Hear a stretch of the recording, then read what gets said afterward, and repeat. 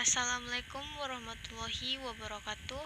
Perkenalkan, nama saya Musdalifah dari Fakultas Ekonomi Program Studi Akuntansi S1 kelas D.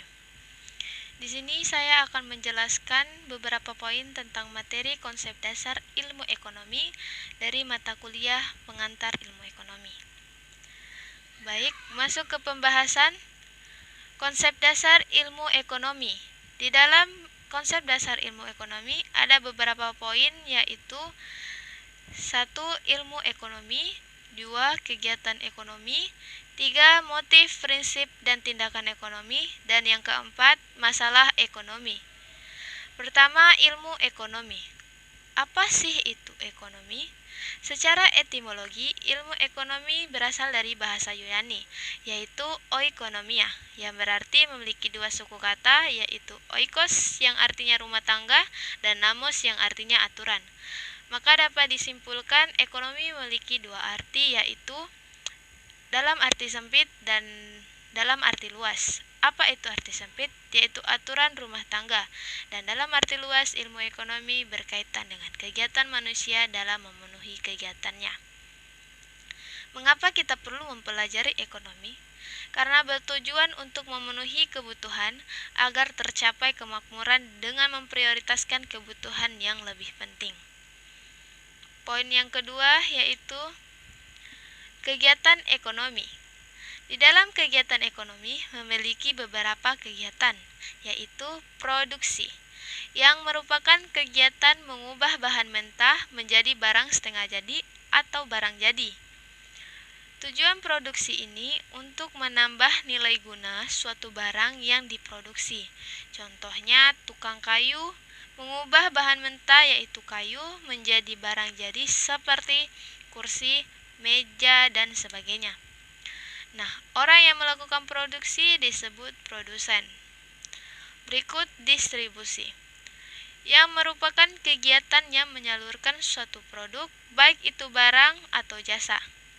Di dalam distribusi ini memiliki kegiatan yang menyalurkan barang dari produsen ke konsumen, agar produk tersebut atau barang yang dibuat itu tersebar luas atau dikenal banyak orang.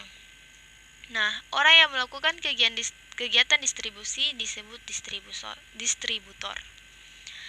Berikut konsumsi, yang merupakan kegiatan yang mengurangi atau menghabiskan nilai guna suatu barang atau jasa.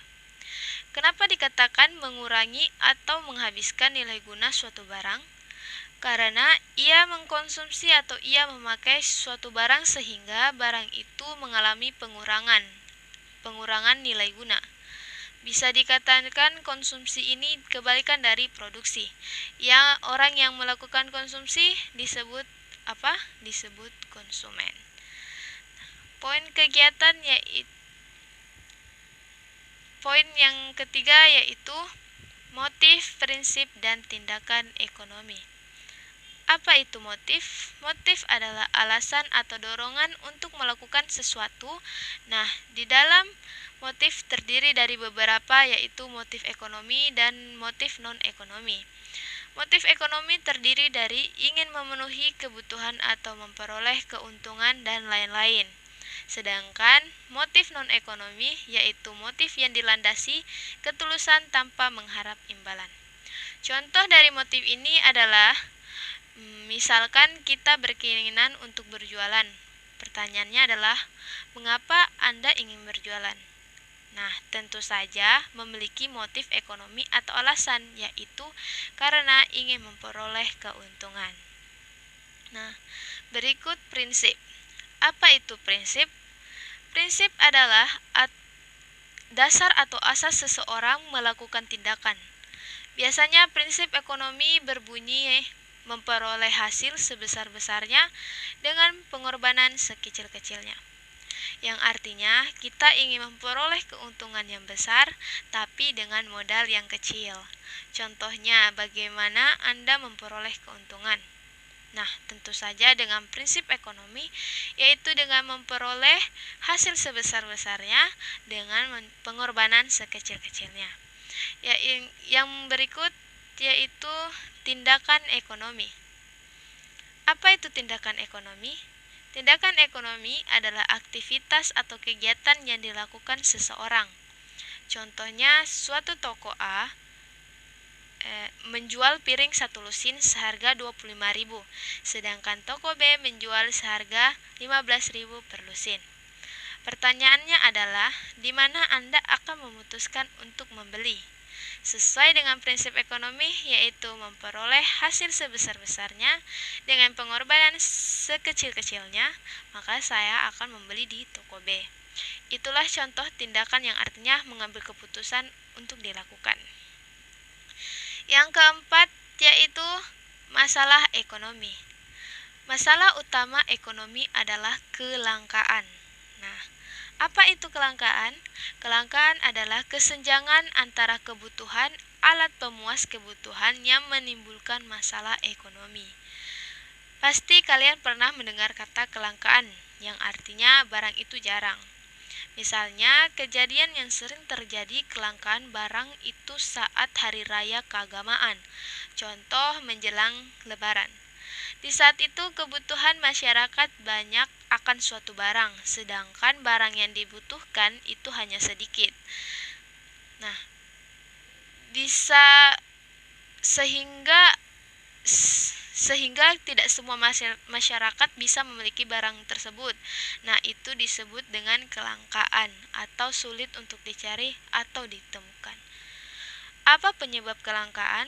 Yaitu pertama, keterbatasan jumlah benda pemuas kebutuhan. Kedua, kerusakan sumber daya alam yang diakibatkan manusia.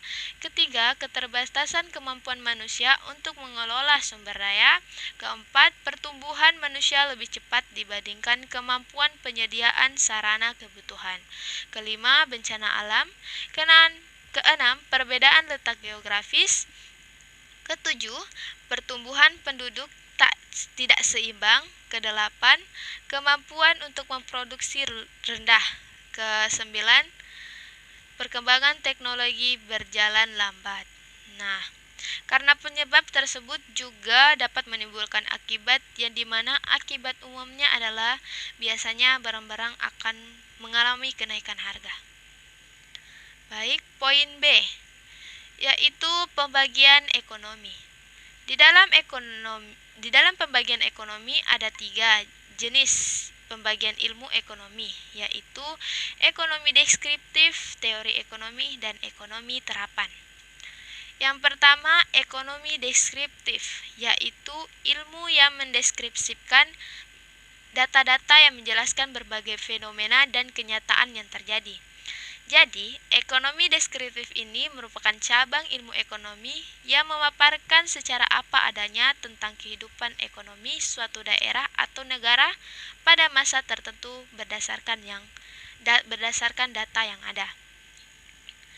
Kedua, teori ekonomi, yaitu ilmu ekonomi yang memberi penjelasan secara sederhana mengenai cara sebuah sistem ekonomi bekerja, serta ciri-ciri yang sangat penting dari sistem ekonomi tersebut.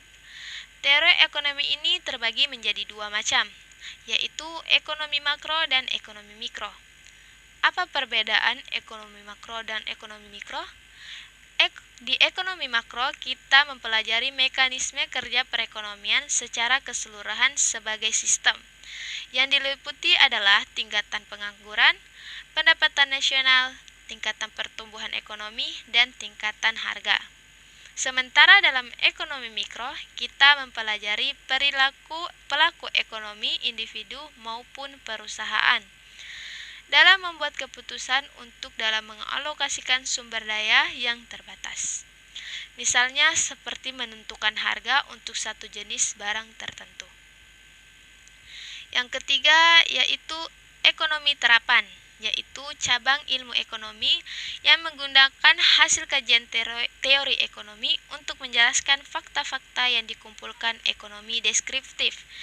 Dalam ekonomi terapan, kita menggunakan ilmu teori ekonomi seperti pengukuran, analisis, statistik, dan ekonometrika. Untuk apa? Untuk mempelajari fenomena ekonomi yang membuat kebijakan ekonomi yang lebih akurat. Nah, baik, itu tadi penjelasan tentang konsep dasar ekonomi yang bisa saya paparkan. Apabila ada kekurangan atau salah kata, mohon dimaafkan. Akhir kata dari saya, wabillahi taufiq wal hidayah. Wassalamualaikum warahmatullahi wabarakatuh.